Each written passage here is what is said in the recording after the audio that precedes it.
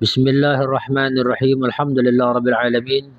Wassalatu wassalamu ala sayyidil mursalin sayyidina wa nabiyyina maulana Muhammadin wa ala alihi wa sahbihi ajma'in. Subhanaka la ilma lana illa ma 'allamtana innaka antal alimul hakim. Wa tub 'alaina innaka antat tawwabur rahim.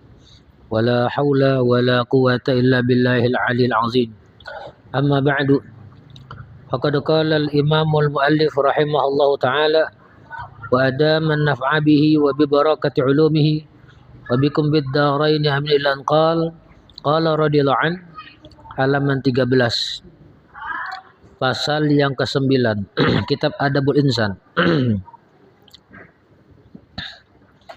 Bismillahirrahmanirrahim. Qala al-imamul muallif rahimahullah, pasal yang ke-9, adab membuat ibadah kepada Allah Ta'ala. Bermula, ibadah yang paling afdal itu membuat sembahyang dan puasa dan membaca Quran dengan tajwidnya dan dengan tiada pakai adu qiraat dan membaca istighfar dan tahlil yang betul hurufnya dan lafaznya yang betul dan lafaznya yang betul, maka bukan hail atau lahid, maka sekali ini dosa besar.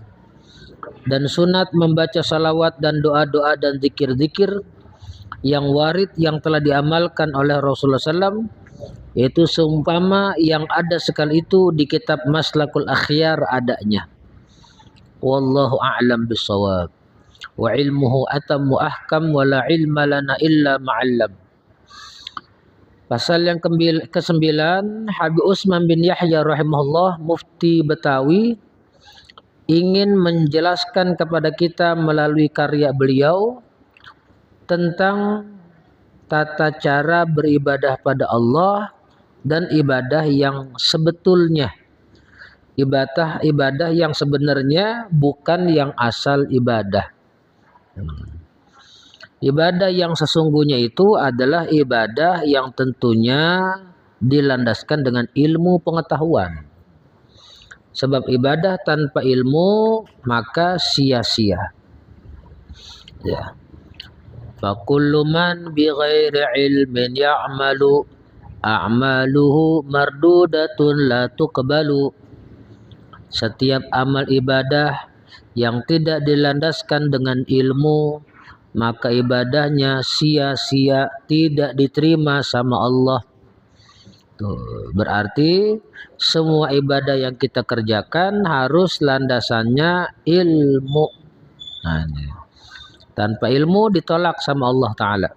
Nah. Yang kedua, ibadah yang sesungguhnya itu ibadah yang dilandaskan dengan keikhlasan. Bukan karena mencari sanjungan, bukan karena ingin pujian, bukan mengharapkan kemewahan, kemegahan dunia, bukan. Nah, ikhlas. Ini mencetak ikhlas bukan perkara mudah para jemaah. Berat, ya. Sebab kata seorang ulama, yaitu Imam Fudail bin Iyad rahimahullah, nyatakan ya bahwasanya ya al-amal li ajlin tarkul amal li ajlin nasi riyaun wal amal li ajlin nasi syirkun. Meninggalkan amal ibadah karena memandang orang itu hukumnya riya. Kita mau baca Quran, ketika kita mau baca Quran atau sedang baca Quran, ada orang di situ. Kita nggak lanjutkan baca Quran karena ada orang tadi. Itu riya. Wal amal li ajlin nas syirkun. Dan beramal ibadah untuk menuntut sanjungan pujian orang itu syirik. Tuh.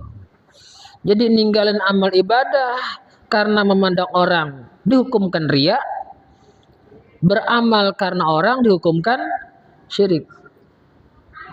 Nah ini, naudzubillah, dua-duanya jelek. Artinya kalau beramal sudah tancapkan pertama karena Allah. Tuh. Jangan lalu meninggalkan amal karena lihat orang. Berarti kita beramalnya karena orang, karena masih mandang orang. Nah, ini. Begitu juga tadi beramal, jangan semata-mata sanjungan yang diharapkan dari orang. Nggak ada untungnya. Disebutkan dalam satu keterangan bahwa orang yang berbuat tidak karena Allah, artinya tidak ikhlas, dia mengharapkan sanjungan pujian orang, nanti di hari kiamat orang yang memujinya itu terbalik menjadi mencaci maki dia. Yang dikira dulu memuji-muji ya dengan perbuatan kita, dengan ucapan kita, nanti di hari kiamat sebaliknya nyaci maki kita. Setelah Allah tunjukkan isi hati kita yang bukan karena Allah, mereka tercengang dan mereka kaget. Mereka katakan, wah kalau tahu ente berbuat bukan karena Allah Ta'ala, aneh nggak muji ente. Malah dicaci maki itu sama orang yang dulu memuji-muji dia. Na'udzubillah min dzalik. Nah ini jadi ibadah sebenarnya ibadah yang dilandaskan dengan ilmu, kemudian ibadah yang diawali dengan ikhlas karena Allah Subhanahu wa Ta'ala.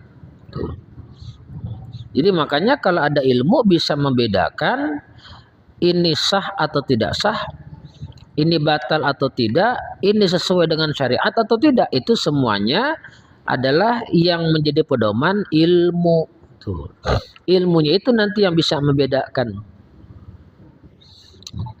Bermula ibadah yang paling afdal itu membuat sembahyang. Nah, ibadah yang paling mulia adalah sholat. Karena sholat itu menjalin hubungan seorang hamba kepada Khaliknya, kepada Tuhannya, kepada Allah. Tuh. Allah berfirman dalam Quran, aqimus shalah li dzikri, aqimis shalah li dzikri, maaf. Aqimis shalah li dzikri. Dirikanlah sholat untuk mengingat aku, kata Allah. Untuk mengingat aku, kata Allah Ta'ala, dirikan sholat. Jadi sholat itu silatun bainal abdi wa baina khaliqih. Sholat itu menjalin hubungan antara makhluk dengan khaliknya. Jadi kalau orang sudah tidak sholat, itu tandanya putus hubungan dia dengan khaliknya. Allah wajibkan kita sehari semalam 5 waktu. Itu tujuannya supaya terjalin terus hubungan kita dengan Allah. Tapi kalau satu sholat aja tertinggal, berarti itu putus, nggak nyambung. Sama halnya orang telepon, nomornya salah. Nyambung nggak? Enggak. Nah itu. Jadi harus kelima-limanya dikerjain. Jangan diringkas. Cuma 3 waktu sholatnya. Ini ada satu komunitas, naudzubillah min dzalik, jangan sampai kita ngikutin. Ini di luar daripada akidah Ahlus Sunnah wal Jamaah, naudzubillah min dzalik. Ya.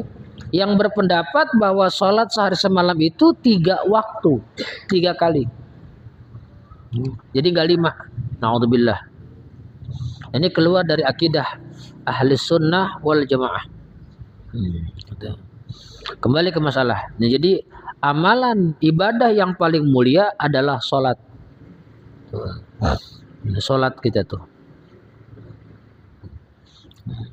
Nanti untuk lebih jelas lagi tentang hukum-hukumnya bisa nanti pelajarannya di kitab fikih.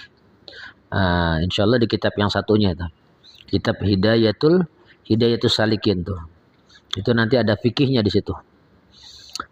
Dan puasa tuh. Puasa Ramadan ataupun puasa sunnah ya. Jadi sholat itu adalah peringkat ibadah yang paling tinggi, baik itu sholat fardu maupun sholat sunnah. Nah setelah itu puasa. Nah ini jazakallahu khair. Baik puasa fardu maupun puasa sunnah. Ini apalagi kita mendekati hari Asyura. Ya, di bulan Muharram ada hari mulia namanya Asyura. Tanggal 10 Muharram. Jatuhnya kalau tidak hilap tahun sekarang 6 Juli. 6 Juli kalau tidak salah hari Ahad yang akan datang. Itu hari Asyura. Disunahkan kita oleh Nabi untuk berpuasa. Sebab puasa Asyura itu menghapuskan dosa-dosa kecil 1 tahun yang telah lewat. Nah, alangkah baiknya diiringi dengan tanggal 9-nya yang disebut dengan hari Tasu'a.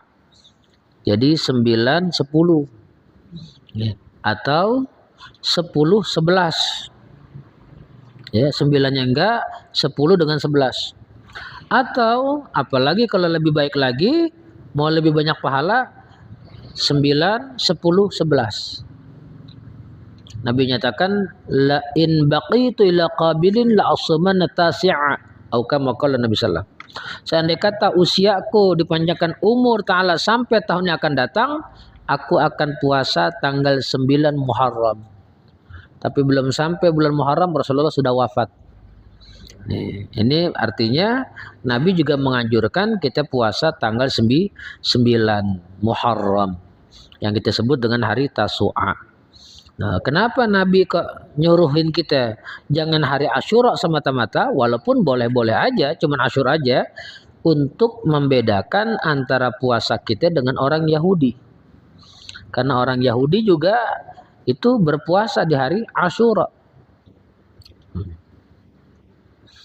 Lanjut ya. Termasuk ibadah yang afdol adalah membaca Quran dengan tajwidnya. Tuh, ini yang sangat ditekankan nih. Dengan tajwidnya. Nah, ini. Sebab maaf terkadang orang belajar Quran nggak pakai tajwid. Bagaimana bisa membaikkan, membetulkan bacaan Qurannya kalau tanpa dilandaskan dengan ilmu tajwid. Ilmu tajwid itu ilmu yang membaguskan bacaan Quran. Jangan diartikan tajwid ini ilmu yang masuk dalam kategori pelajaran nada. Nada bacaan Quran bukan. Jadi memperbaiki bacaan Quran. Kata ulama, fal akhdhu bit tajwid hatmun lazimun man lam yujawwidil Qur'ana asimun. Fal akhdhu bit tajwid hatmun lazimun, belajar tajwid hukumnya wajib. Belajar ilmu tajwid hukumnya wajib. Malam yujawwidil Qur'ana asimun, orang yang baca Quran tanpa tajwid dosa. Jadi harus belajar tajwid. Ya. Nah, mulai baca isti'azahnya, baca basmalahnya. Ada istilah wasl basmalah bil isti'azah, ada istilah wasl basmalah bil isti'azah, basmalah wasurah. Ya. Tuh, ada nanti masuk hukum nun mati, mim mati, nun gunnah, ya, mim bergunah, ada pembagian idgham, nanti ada pembagian ikhfa, gitu. Itu nanti ada mat. Nah, itu harus pelajarin itu. Harus dipelajari karena membaca Quran tanpa tajwid berdosa. Ya, almarhum guru saya Ustaz Wahyu dulu ketika mimpin tahlilan di tempat orang dengan membacakan Quran per juz, itu beliau ketika itu menyampaikan maklumat kepada para jamaah yang hadir. Ya, maaf bapak-bapak, saudara-saudara yang tidak bisa baca Quran atau belum lancar baca Qurannya, baca qul huwallah aja sebanyak-banyaknya. Tuh. Baca qul huwallah sebanyak-banyaknya. Kenapa? Beliau guru ngaji, takut bacaan Qurannya salah. Kalau salah jadi dosa. Nih makanya perlu belajar tajwid. Perlu belajar tajwid supaya baik bacaan Qurannya. Dan tiada pakai adu qiraat. Nih kalau pendapat Habib Utsman bin Yahya, kita dilarang adu qiraat Quran. Atau istilah sekarang musabaqah tilawatil Quran. Beliau nggak suka, nggak mau. Kenapa? Ya, karena dikhawatirkan terselubung niat dunia. Ya, niat dunia pengen tenar, pengen masyhur, ya, pengen terkenal, pengen dapat tiket pesawat umroh, nah itu, pengen dapat sanjungan, nah itu yang dikhawatirkan. Nah, dan Quran itu ya harus dibaca dalam keadaan sedih kalau isinya berkaitan dengan neraka. Innal Qur'ana nazala 'ala huzn fatahazanu. Quran turun dalam keadaan sedih pada ayat-ayat yang berkaitan dengan siksaan dan neraka. Sekarang bagaimana dia membaca dengan qiraat yang indah kalau di dalamnya tentang neraka? Enggak sempat dia kepikiran untuk bacanya indah, yang dipikir neraka, nangis baca Qurannya. Nangis baca Qurannya. Kalau nangis nggak menang. Iya kan? Kalau nangis nggak menang kata juri, wah cengeng ini yang korinya nih. Padahal korinya tahu isi yang dibaca tuh tentang neraka jahanam. Takut si korinya tadi, nangis akhirnya dia kalah dia tuh. Nah ini sampai ke situ gak kira-kira? Nah ini deh, ini yang jadi masalah. Makanya Habib Utsman tidak memperkenankan adanya adu qiraat. Quran bukan dijadikan adu qiraat. Quran dibaca, dipelajari, diamalkan isinya. Bukan adu qiraat. Ini pendapat Habib Utsman bin Yahya rahimahullah. Kita wajib menghargai pandangan ulama karena beliau orang alim besar. Nah, kita siapa emang? Tuh, kita mau kritik pendapat Habib Utsman, emang kita siapa? Nah, ini. Saya pernah ungkapkan di sini masalah ini dulu kitab Adabul Insan di depan seorang qori. Akhirnya beliau nanya, "Bu, qori musabaqah yang ada gimana Ustaz tuh?" Nanya qorinya. Kembali kepada innamal a'malu binniyat. Sesungguhnya sahnya sebagian amal dengan niat. Jadi Habib Utsman nggak mau tuh adanya adu qiraat tuh. Ya. Dan membaca istighfar dan tahlil yang betul hurufnya. Nih. Ya, tadi beliau nyatakan termasuk ibadah yang afdal baca Quran dengan tajwidnya, dengan tanpa adu qiraat. Ya. Nah, jadi kalau misalkan ada yang baca Quran lalu ada kekeliruan, diingatkan sama orang, jangan marah. Berarti yang ngingetin tuh lebih tahu dari kita.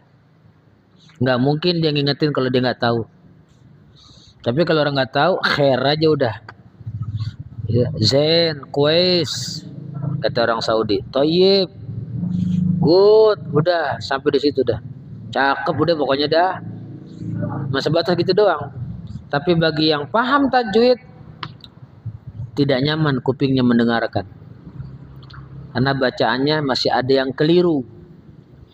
Panjang pendeknya mesti jelas. Dulu di pesantren itu yang disuruh jadi imam sholat itu anak-anak santri yang kelas aliyah, kelas 3 aliyah. Disuruh kiai suruh jadi imam. Tapi sebelum jadi imam dites dulu sama kiai bacaannya. Nah, surat yang mau dibaca apa didengerin dulu. Nah, ini kurang panjangnya. Oh, ini kepanjangan. Oh, ini gunanya kurang. Oh, ini idghamnya nggak pas nih, dan seterusnya. Nah, baru nanti setelah beberapa kali pengetesan, dibolehkan jadi imam. Nah, itu. Jadi, dulu almarhum guru saya juga satu wahyu mesen tuh. Ente mau baca Quran depan umum, apalagi kata beliau, apalagi mau khutbah Jumat atau mau ceramah, tuh ayat Quran yang mau dibaca dilihat dulu. Takut kita salah baca. Lihat dulu tuh ayat Qurannya biar ngepas bacaan kita. Perhatikan lagi tajwidnya kata beliau. Kalau misalkan maaf kita tajwidnya salah, tandanya kita nggak belajar. Nggak belajar. Ya harus belajar tajwidnya. Itu yang saya bilang tempo hari. Seorang ulama besar Betawi baca Quran ada keliru sedikit. Diingatkan nama muridnya, diterima beliau, nggak marah beliau. Malah setelah itu beliau ngaji qiraat ke Banten. Apa ya? Untuk meluruskan bacaan beliau yang keliru tadi. Masya Allah, tabarakallah. Enggak timbul apa hatinya? Apa orang sekarang bilangnya apa itu? Baper. Enggak baper. Lapang dada. Seneng diingetin sama orang. Kalau baper berarti masih tersimpan rasa sombong di hati. Merasa punya ilmu berarti. Anak nggak nerima diingatkan orang. Padahal orang ingetin berarti dia lebih tahu dari kita. Dan membaca istighfar. Saya aja kadang-kadang kalau baca Quran ditegur sama istri saya. Terus terang aja. Istri saya kan ahli qiraat. Alhamdulillah tahdus bin ni'mah. Jadi kalau saya kurang panjang tuh ya. Harusnya panjangnya sekian. Oh ya, alhamdulillah zakallahu khair. Dah, baca lagi. Alhamdulillah. Jadi ada yang ngingetin. Iya, alhamdulillah. Apa kalau kita nggak biasa diingetin orang, ada yang ngingetin, baper tuh kadang-kadang. Apalagi menyandang dia orang dituain di masyarakat, ditokohkan di masyarakat. Baper kadang-kadang. Gue di sini baca Quran kagak ada negor. Pas gila ada dia negor, berani banget negor gue. Padahal emang salah bacaannya. Iya, orang negor karena orang tahu bacaannya salah. Nah, kalau kita pengen lebih enak lagi nih, maaf. Nih, kita rekam tuh bacaan kita. Tuh, kan masing-masing punya handphone tuh. Rekam bacaan kita, kasih sama guru qiraat. Nih layak gak bacaan saya nih? Tuh, begitu. Pas gak bacaan saya nih? Begitu. Oh, kalau nggak begitu, rasan kita udah pas aja bacaan. Padahal belum tentu. Karena belum tentu menurut orang yang lebih paham. Belum tentu ngepas. Almarhum Syekhuna Aba Guru Sekumpul menyatakan begini. Kalau kita ngaji Quran sama guru yang kagak pas hurufnya, nanti kita sang murid juga bakal nggak pas ngucapin hurufnya. Karena gurunya aja sudah kagak pas. Aba Guru Sekumpul memberikan contoh. Bismillahirrahmanirrahim. Alhamdulillahirabbil alamin, arrahmanirrahim, maliki yaumiddin. Murid bakal ngikut gak? Ngikut bacanya begitu. Tuh, karena dari gurunya udah salah bacanya. Udah salah nggak mau belajar, ya repot dah. Nah ini penyakit ini. Penyakit nggak mau belajar. Udah salah ditegur nggak nerima. Kagak mau belajar lagi. Ah ini. Ya, Masya Allah. Jadi perlu ya belajar tajwid itu wajib hukumnya. Sebab satu huruf Al-Quran itu harus ditunaikan hak-haknya. Jangan sembarangan baca. Setiap satu huruf dengan huruf yang lain berbeda makharijul hurufnya. Nggak sama. Tuh. Dan membaca istighfar, ini termasuk amalan yang mulia. Ya. Allah berfirman, "Istaghfiru rabbakum innahu kana ghaffara yursilis samaa'a 'alaikum midrara wa yumditkum bi amwali wa banin wa yaj'al lakum jannatin wa yaj'alnakum anhara." Shadaqal 'azim. Wallahu a'lam radih. Allah berfirman, "Istaghfiru rabbakum innahu kana ghaffara." Minta ampunlah kalian pada Tuhan kalian. Sesungguhnya Allah Ta'ala itu maha pengampun. Ya. Apa hikmahnya istighfar? Yursilis samaa'a 'alaikum midrara. Allah akan curahkan hujan yang merata. Hujan yang mengandung rahmat, hujan yang mengandung sayangnya Allah, bukan hujan yang terisi dengan bala dan musibah. Na'udzubillah. Berkah apa? Istighfar. Wa yumditkum bi amwali wa banin. Allah mudahkan mendapatkan harta dan keturunan. Tuh. Yang sulit duitnya, perbanyak istighfar. Ini Allah ngasih jalan sama kita, cuma kita nggak mau ngamalin. Dikasih tahu sama Allah, wa yumditkum bi amwali wa banin. memperpanjang, membanyakan, ya, punya harta dan keturunan. Disuruh Allah perbanyak apa? Istighfar. Aduh, orderan sepi nih, istighfar banyakin. Aduh, warung sedikit banget nih yang belanja ke warung kita, istighfar perbanyak. Nah, ini itu Allah ngasih tahu sama kita dalam Quran tuh, sama kita nggak mau ngamalin, kita anggap remeh itu istighfar. Ya dianggap remeh, Allah remehkan juga. Karena kita menganggap remeh perintah Allah. Wa yaj'al lakum jannatin wa ja'alnakum anhara. Kami jadikan mereka tadi surga-surga, artinya kebun-kebun. Allah berikan kemudahan-kemudahan dalam segala urusan berkat istighfar. Nabi ingatkan dalam hadis, tuba liman wajada fi sahifatihi istighfaran katsira. Beruntung orang yang dapat tulisan amal di hari kiamat banyak istighfarnya. Pas lihat di buku amal, istighfar, istighfar, istighfar, istighfar, istighfar. Oh, banyak istighfarnya. Beruntung kata Nabi orang begitu. Maka sampai ada ulama diantaranya kalau nggak salah Al-Imam Abdullah bin Husain bin Tahir Ba'alawi, ya, itu pengarang kitab Sulam Taufik, itu sehari istighfarnya 1000. Maaf, lebih maaf, astagfirullahaladzim. 25.000. 25.000. Coba istighfar. Orang udah alim waliullah, istighfarnya balatin. Tuh, kita paling istighfar habis sholat doang 3 kali. Itu juga kalau baca, kalau kagak nggak dibaca tuh istighfar.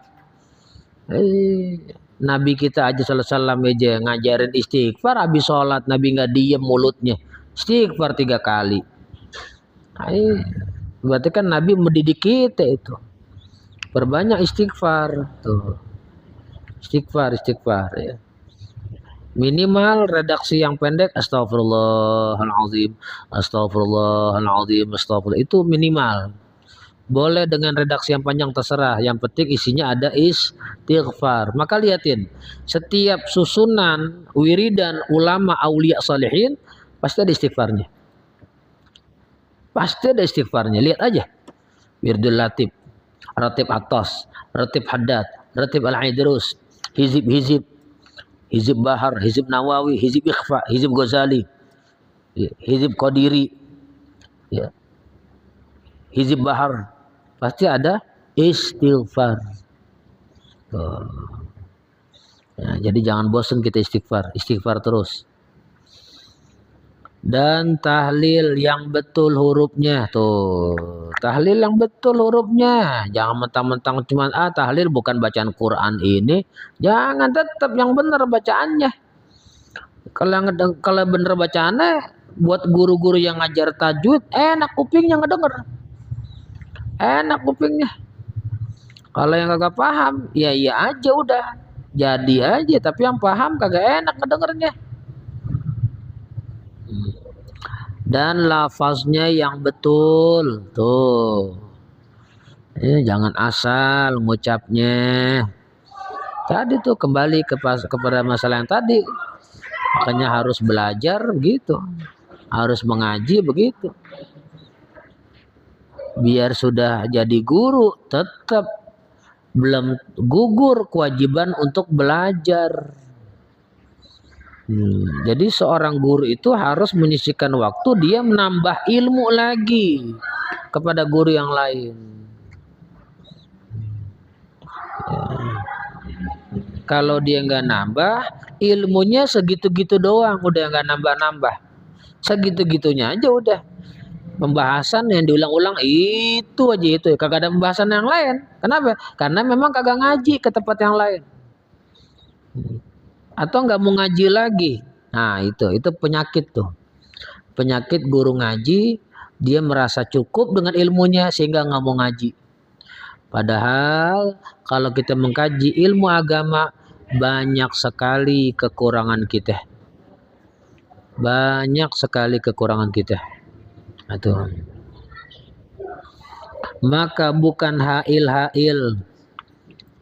Apa hail? La ilaha illallah, la ilaha illallah, la ilaha illallah. Bukan. Mesti benar tuh ada tasydid. La ilaha illallah, la ilaha illallah. Haknya jangan panjang, ini panjang kadang-kadang lah. Berani banget manjangin. Itu datang dari Allah, kita manjang-manjangin. La ilaha illallah, nggak boleh. Salah tuh bacaan, baik di bacaan tahlil ataupun azan. Ini la ilaha illallah, bukan la ilaha illallah, bukan. Mau siapa yang baca, kalau salah tetap salah. Ya. Ini. Maka sekalian ini dosa besar. Tuh lihat. Ini Habib Usman yang bilang. Kalau baca Quran tanpa tajwid, baca istighfar, tahlil sembarangan, baca la ilallahnya, dosa besar. Tuh. Gimana supaya tidak berdosa? Harus belajar.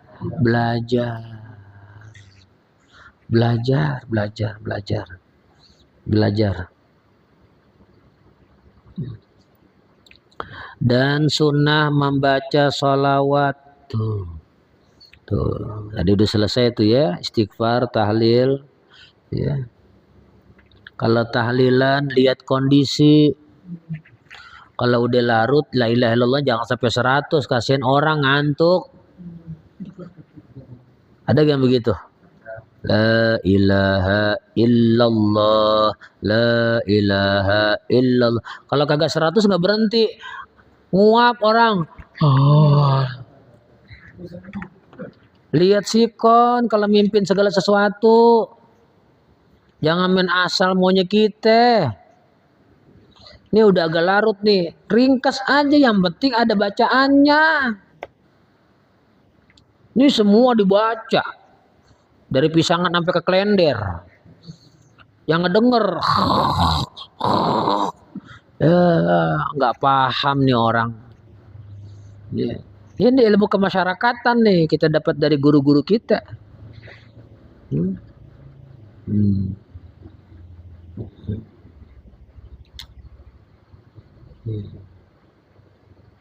Dan sunat membaca salawatnya itu. Salawat Nabi ya, karena memang diperintah sama Allah, kita disuruh banyak baca salawat. Tuh. Sekali salawat dibalas Allah 10 kali. 10 kali dapat ampunan, 10 kali dapat pahala, 10 kali naik derajat, baru sekali baca salawat. Gimana kalau sekian banyak tadi tuh? Nah, tadi baca akhina misbah. Ya Rabbi bil Mustafa baligh maqasidana. Salawat isinya. Sekali salawat dibalas 10 sama Allah. 10 pahala. 10 kebaikan. 10 derajat. Dihapus 10 dosa. Baru sekali. Bagaimana kalau lebih dari itu? Ini. Dan amalan-amalan untuk umat akhir zaman, seandai kata tidak ada guru yang membimbing dia menuju Allah Ta'ala, maka perbanyaklah baca salawat kepada Nabi Muhammad sallallahu alaihi wa alihi wa sahbihi wasallam. Dan salawat itu pun sudah dijasakan oleh Allah dengan firman-Nya, ya ayyuhalladzina amanu sallu alaihi wa sallimu taslima. Allah yang nyuruh, hai orang yang beriman, salawatlah dan sampaikan salam kepada Nabi Muhammad SAW. Itu langsung dari Allah ijazah, disuruh baca salawat. Dan doa-doa dan zikir-zikir yang warid, arti yang warid yang datang, yang telah diamalkan oleh Rasulullah sallallahu alaihi wasallam tuh. Nih. Baca wirid habis sholat.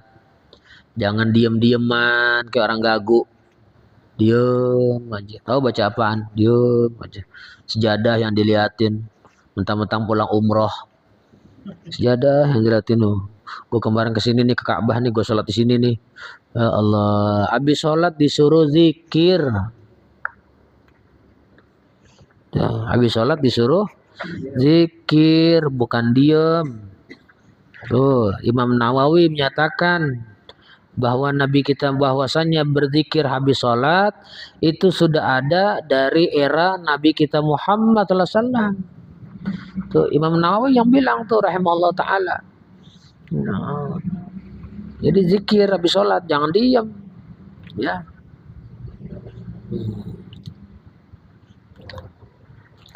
Wiridan yang diamalkan oleh Nabi Sallallahu Alaihi Wasallam. Arti yang diamalkan yang kerap kali dibaca sama Nabi kita Muhammad Sallallahu Alaihi Wasallam. Baca itu habis sholat. Yaitu seumpama yang ada sekali itu di kitab Maslakul Akhyar adanya itu. Kata Habib Usman dalam karya Habib Usman yang lain namanya Maslakul Akhyar. Di situ beliau mencantumkan doa dan zikir-zikir Nabi yang afdol kita baca terutama setelah sholat. Adapun perkara masuk thariqat sufiyah wallahu a'lam bishawab.